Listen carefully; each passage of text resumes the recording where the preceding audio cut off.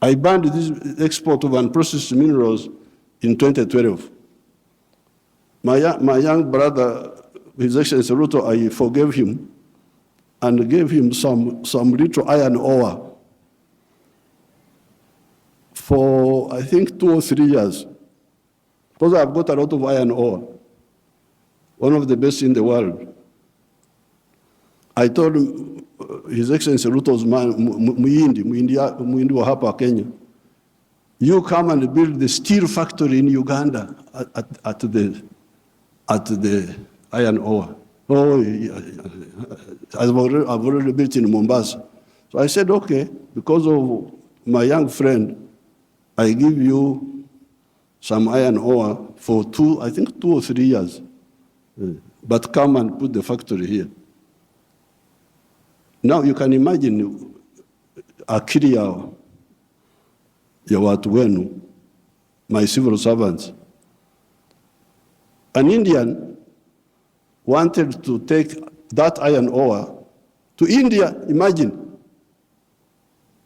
Iron ore in our language is called obtare, but it is soil, black soil. If you see it, it is soil. To take that to India and do what?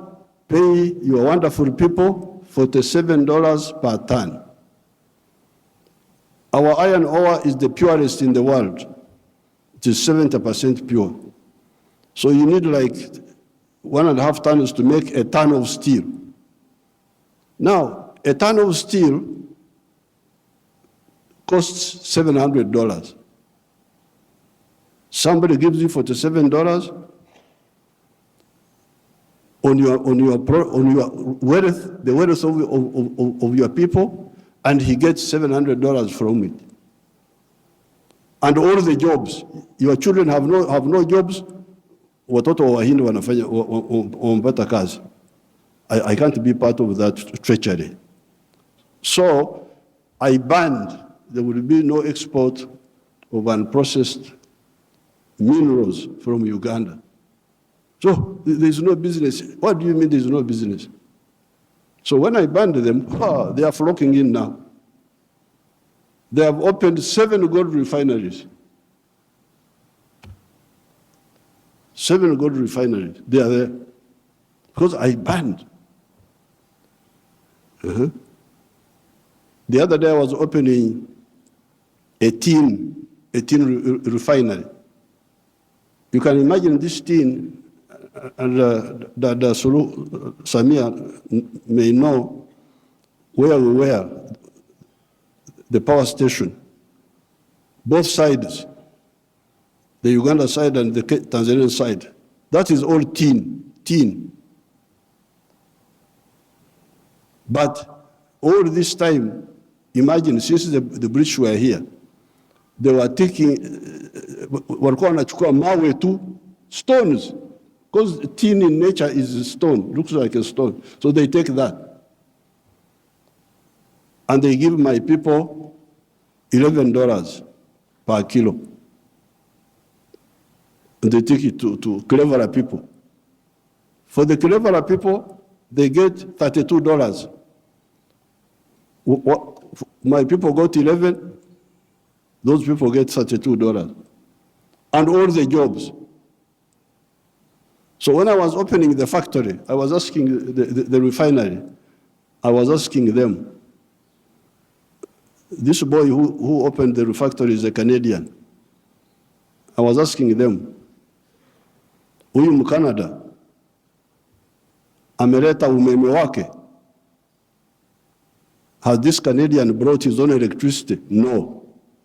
Anatumia umeme wa kwetu. Ameleta maji yake ya factory? No. Anatumia maji yetu. Internet anatumia ya nani? Ya kwetu. Out of the $32, much of that money will remain in Uganda. Pay for the raw material, pay for the electricity, pay for the water, all that remains in Uganda.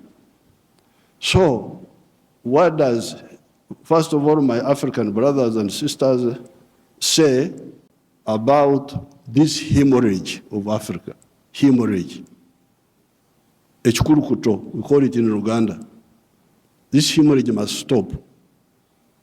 The crisis you see in these countries is because of stagnation of the last 60 years since independence. The population is increasing, the economies are not increasing. What do you expect? Then you get your neo-colonial civil servants. They talk of import support. Imagine there is money for import support. Import support. Mm-hmm. The governor writes to me, reports, we have got import cover for so many months. But I don't want to import, I want to export. Why don't you tell me about import substitution and export promotion? Instead you are telling me of import support. So money is available for to become more dependent. So I'm very glad to hear what now finally, the cash, which we told our people about in the 1960s, we told them, part of the wars we fought in Uganda, we had to get rid of the neo-colonial groups which were there, which were stopping us from thinking. We had to get rid of them by force. But one of the problems was Africa producing raw materials. Matière primaire. They call it in Français, matière primaire. Raw materials. Imagine coffee. The global value of coffee is $460 billion. All the coffee producing countries of the world, Brazil, us, all this, we only get 25 billion of that. Out of the 460 billion, the coffee producing countries get 25 billion. And Africa gets only 2.5 billion. 900 million of that comes to Uganda because Uganda produces a lot of coffee. A country like Germany, which has no coffee, earns $65 billion from coffee. So, I sell a kilo of coffee, good grade coffee, $2.5. Somebody in London will get $241 from that 1 kilo. Okay, there are other costs on the way. I don't want to, because he's the owner of a restaurant and so on. But coffee roasting, coffee grinding, coffee packing must happen here in Africa. It must happen at source. The shirt I'm putting on is Ugandan cotton. I don't put on foreign clothes.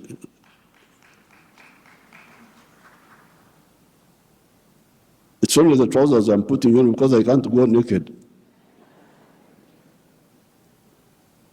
Because they have not solved that problem for me. So, if you look at cotton, how many job levels are there? Job levels. You grow the cotton. Okay, that one we do. Those jobs we do. We gene the cotton. Kutoa mbegu, remove the seeds. That one we do here. And we end there. When you hear all these countries which have got crisis, Burkina Faso, I don't know what, Mali, all of them are cotton growing countries. But how much textiles are they producing? They're importing textiles, I don't know from where. So now if you end at level 2, ginning, removing the seeds, then you take the pamba, you take the cotton, to cleverer people who are clever, watu wenye akili wako huko. Sisi hapo tutajiita vipi? Kama mtu anakuzidi akili, wewe unasema wewe nani? So they take the cotton, they spinning, more money, more jobs for their children. They weave, more money, more jobs for their children. They put the print, more money, more jobs for their children. I looked at the figures.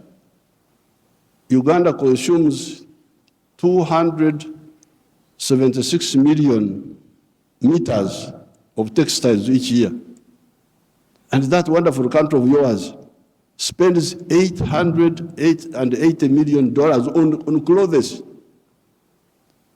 Some of them dead people's clothes from Europe. When people die, their clothes, they are sent to you people, to Africa. And we spend 800, all the money we earn from coffee goes back to bring dead people's clothes. But we have got one factory there called Nitil. It produces 25 million liters, million meters. So in order to clothe our people in Uganda without importing, we need about 11 factories like the one of Nitil. And they would employ about 20,000 people. So there, and we would save $880 million, which we are just giving it to other people. So this Ida, what did you say about the modern slavery of the Africans of producing raw materials? In one of our documents in Addis Ababa, we had talked of Africa producing what it does not consume and consuming what it does not produce. They had put that as a summary in one of the documents of the African Union. We must get rid of the production of raw. I banned the export of minerals from Uganda and process. I banned them. Piga marufuku. Then the agents were going in the corridors, what Mufanyi, no mineral will come from Uganda if it's not processed. You wait until I go away, you can steal the minerals, but not now. So with these few words, Your Excellencies, what do I say? Merci beaucoup.